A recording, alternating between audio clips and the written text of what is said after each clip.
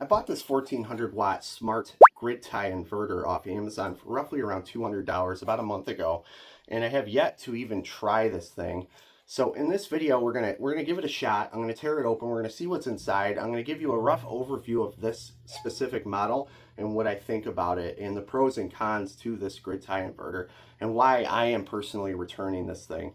I am going to be comparing the performance of this 700 watt $82 Grid-Tie inverter we bought roughly 2 or 3 months ago off Amazon that's been working this whole time, and this newer 1400 watt $200 Grid-Tie inverter. I'm going to hook it up to the same solar panel, each one of these inverters, and we're going to see which one outputs more power in the exact same conditions, hooked up to the same solar panel within a matter of minutes under the same exact conditions outside. These inverters connect directly to a solar panel. There's no battery in between, nothing like that. And then they plug directly into a live outlet that is in your house. Now, typically that would be catastrophic if you took one power source and plugged it into another power supply in your house or your wall socket or something like that.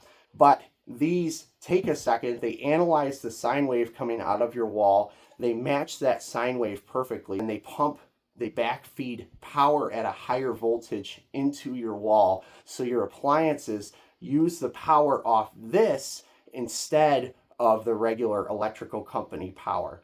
And both are live at the same time. And then when this isn't producing as much power anymore, or producing power at all anymore, your electric company automatically takes back over. This just disconnects itself. So these can save a substantial amount on your electrical bill. It's just a matter of which one to pick, which one's going to last, and which ones are built the best for the best price. It comes with this power cable that's actually complete, unlike the other micro inverter I ordered. It didn't have the plug end. I had to wire one in myself so I could plug it into any outlet or backfeed into the wall. Comes with a user notice, warranty card, and some bolts. Looks like some bolts for mounting it, but you only get 2.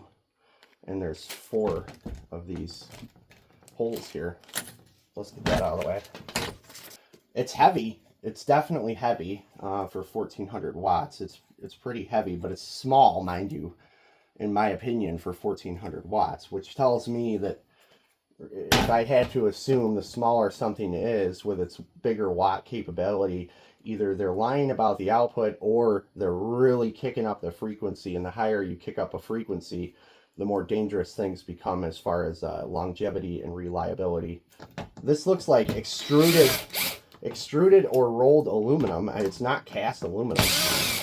So this is what we call wrought aluminum, and it's different than cast aluminum. Really, really cheap. The cheapest way to go on aluminum when you're manufacturing aluminum is cast aluminum, and that's basically where liquid aluminum is poured into a cast. It's a very easy, cheap process. I could do it in my backyard, with a hot enough fire. But as a result, the aluminum cracks and it's not as tough.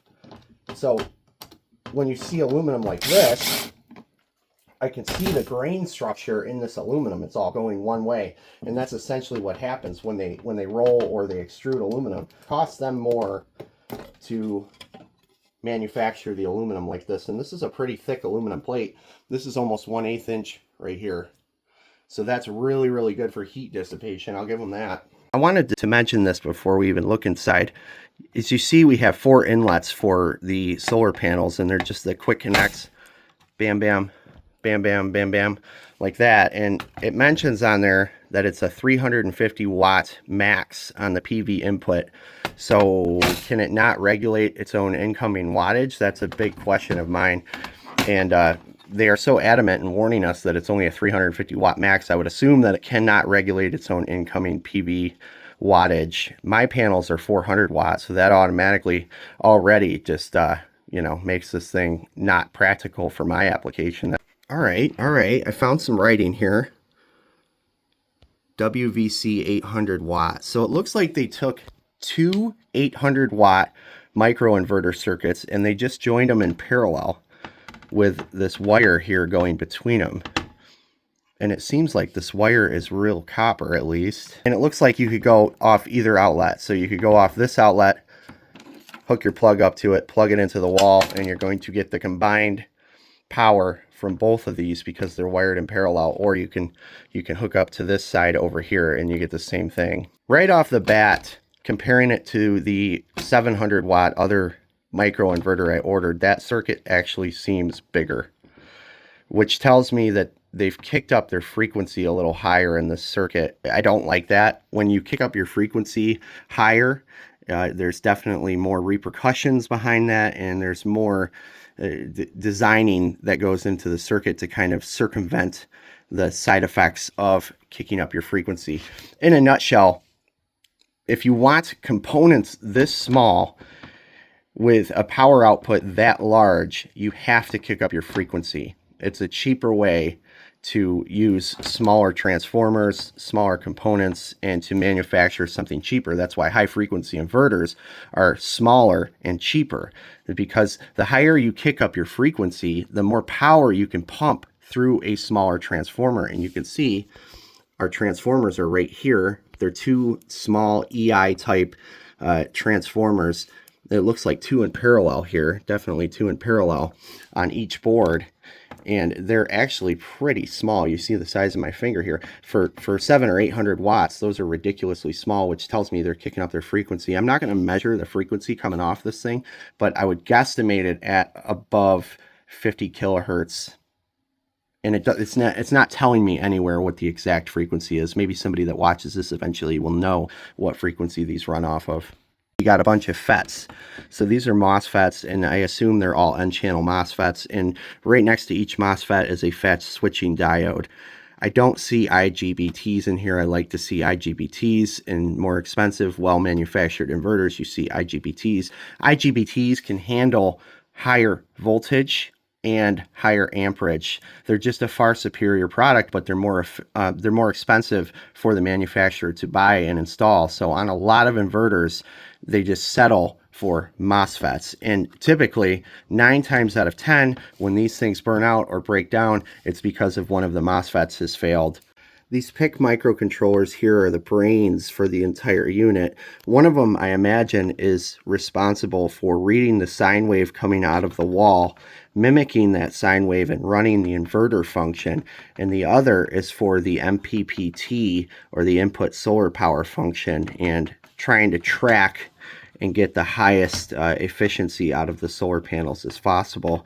And and then one of them's connected to a MOSFET driver, wherever that is probably a MOSFET driver right there. But I'll put the specs for these PIC microcontrollers on the screen so you can see them if you want to delve into these a little more, and if you're interested in this specific inverter. We've got some polyester film capacitors. I like to see that instead of them just doing it all with electrolytics. Let me see if I can find a voltage rating. 1500 UF, 63 volts. Okay, our max input voltage is 50 volts. They've rated these capacitors at 63 volts. I do like to see that. I don't like to see them right on the edge, like at 50 volts rated. It doesn't, sometimes I'll open up an inverter and I'll find them rated at exactly the input voltage, and that's just a recipe for disaster. I'm not seeing any fuses here, whether one is buried or not. I don't like that. There's just nothing. Oh, here's a fuse. That's got to be a fuse right there, and that's my least favorite type. The glass cylinder type of fuse is probably one of the cheapest to manufacture, produce, and throw into a circuit, so that's not the best sign. I would rather see a bolt-on or a circuit breaker, but at least there's a fuse in here. The fuse will, or the MOSFETs will always protect the fuse. So if you blow this thing up, don't worry. Your MOSFETs will go down before your fuse. Your MOSFETs will always protect your fucking fuse, no matter what. And then some larger wire wound toroidal inductors. I like to see that. At least they're not using the EI core for the inductance. They basically have to get that pure sine wave output. I guarantee these inductors are filtering the output and giving us the pure sine wave. I don't have my oscilloscope today, so we cannot look at the output and see how close that sine wave is, but it's got to be pretty close. or else there's going to be catastrophic failure between this thing and the grid. Heat sinking is done exceptionally well. I will say that about this thing. I mean, these are big plates of aluminum. This thing really gets hot and dissipates some heat. That's primarily because they're kicking their frequency up really, really high. I highly doubt with this much heat sinking that it has a 91% efficiency, maybe at optimum voltages or input voltages, but there's no way it can maintain a 91% efficiency under full load in any condition under the sun.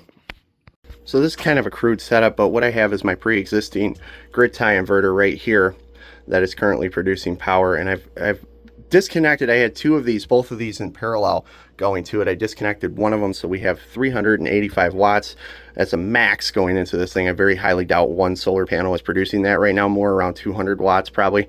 And also I have an amp clamp Hall effect type meter clamped to the output so I can read output watts. What we're going to do is compare the performance and efficiency of this one right here to this new one right here. I'm going to hook the same, once we're going to read the outgoing wattage coming from this thing, and then we're going to disconnect it and connect that solar panel into this one, and also connect the clamp into this one, and we're going to read the watts coming out of this 1400 watt one with the same input wattage and see which one outputs more power or which one is more efficient, this $85 700 watt one or this $200 1400 watt one.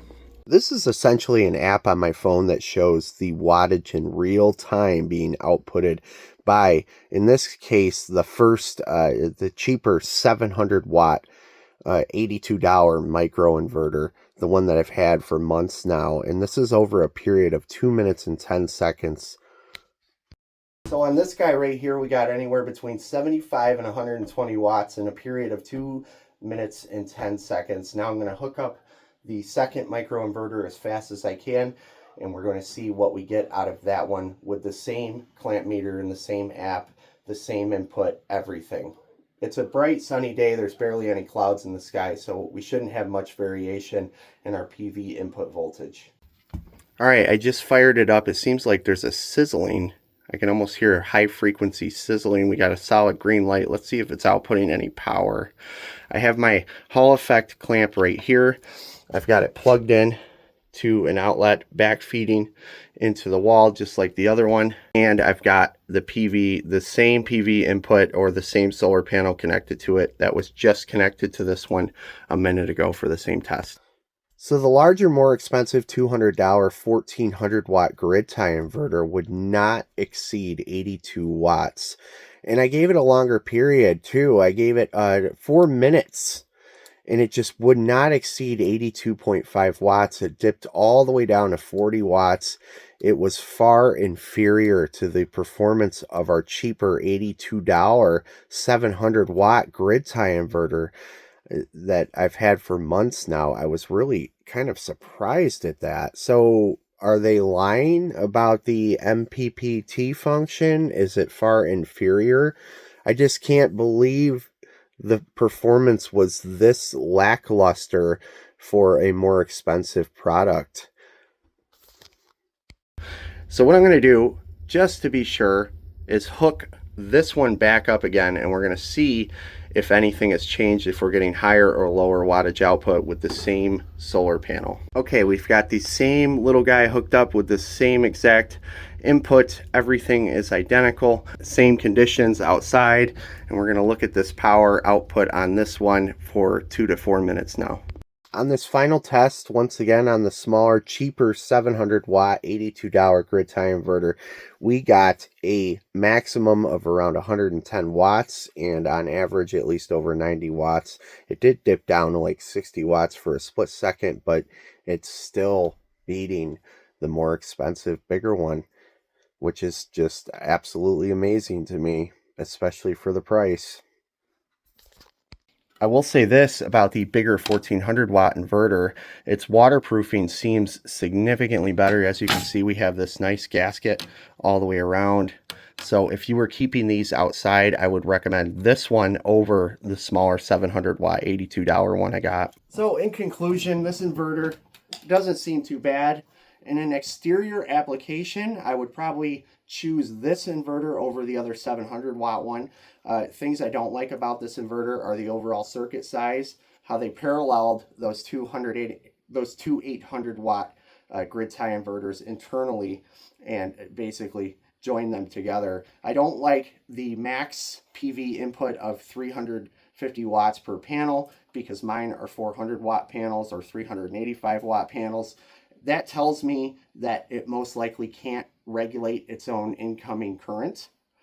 Also, I don't like that it doesn't have a battery input. I spent days reading ads and listings for these things on input, and my ultimate decision was to buy this was based on it being able to run off a battery too, so I could run it at night when my electric demand is the highest. So without any battery input, I mean, it's essentially worthless to me. That's specifically what I bought it for. So that's another reason that's one reason I'm returning it. Another reason, obviously, that we just found out is it seems to perform poorly compared to the cheaper $82 700 watt Grid-Tie inverter that I already have and that we've had hooked up for months out there. Each have their pros and cons. This one definitely has better heat sinking. This one comes with a little more. The instructions are a little more clear on this one. It comes with all the parameters. It comes with a better power cord. The material quality is better, but the circuit, in my opinion, is lacking. Even though it's similar to the cheaper 700 watt Grid-Tie inverter circuit, it seems significantly smaller and running at a higher frequency, more heat, more apt to break down over time. I wish I could give you a longevity test. I wish I could give you a review after years of using this, but I can't. I only had a limited amount of time with it, so I did the best I could for you. I hope you appreciate this video. If you do, please subscribe, give it a like, and check out some of my other videos. I have playlists. My most popular videos are under playlists. If you have a very high interest in alternative energy or solar products, I also have a playlist for that, where I have windmill videos, I have other videos on inverters, everything like that. I'm constantly posting.